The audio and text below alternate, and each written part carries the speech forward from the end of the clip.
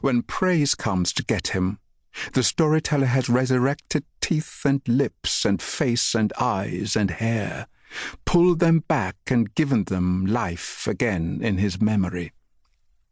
A new first walks with praise now, a tall man, young and wide-eyed. He might live into old age. He might not. Praise says nothing of the change. Death is a close friend here, always nearby.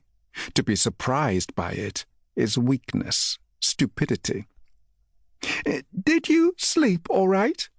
Praise asks, a nervous question. Last time he did not ask, and perhaps it is this change, so slight and unimportant, that helps the storyteller decide. Penance, he has come to learn, is not something paid alone. "Of course," the storyteller lies. They'll know the truth soon enough, and have forgotten it soon enough too. No need for complications. "Are you hungry?" the new first asks, his voice like an echo of one the storyteller has heard before, and though it takes him a moment, a long, long moment, he finds its source. "Tay, Dwellin' Tay. Does that name mean something to you?" he asks this new first, whose wide eyes grow even wider at the sound of his voice. "Father? Grandfather, maybe?" The first swallows and casts an anxious look to praise before responding. "My grandmother's grandfather."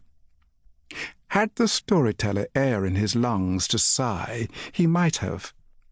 He could have shaken his head and looked about, noting the passage of time like a river running ever on, or a plant growing ever up. Shock and vague sadness might have curled his lips and darkened his countenance. So long. It had been so long. Instead, he nods and says, "A good man. A wonderful sailor. I'll see you after." Now that he has resurrected that voice, the storyteller cannot stop the memories from rising in him, spectres of a past embodied in his every movement, his every word. What is he if not a plant grown in that old graveyard soil, fed by those long-ago waters, reaching for the light of a sun pulling ever farther away? The first has spoken to him again, and praise too. "What was that?" he asks, pushing the memories down, knowing they will return. He needs to resume the story now. "Are you hungry for anything?"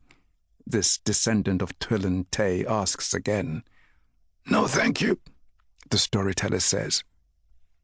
Praise unlocks the chains and leads the three of them back out of the house, back through the overgrown streets of Twist, back to the fires and the dais and the listeners, all of them hungry and waiting.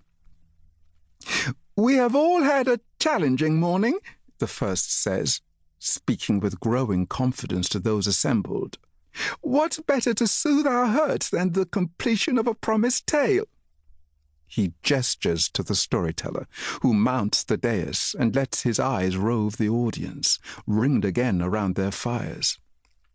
One by one he finds their eyes, noting those who look away in shame and those who stare back, angry and proud. At the back, angriest and proudest of all, is praise. And when the storyteller finds this man's eyes, he does not look away. Yes, he will be the one, a fitting payment for a tale well told. "Did the fires consume the whole sea?" someone shouts.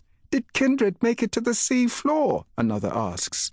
"What happened to the pirates and to Arcadia?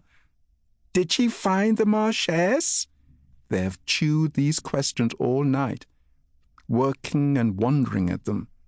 They expected a story, neat and tidy and complete, an escape. The storyteller accepts an offered cup of water from one of Praise's men, and after letting the water touch his lips, he steps forward.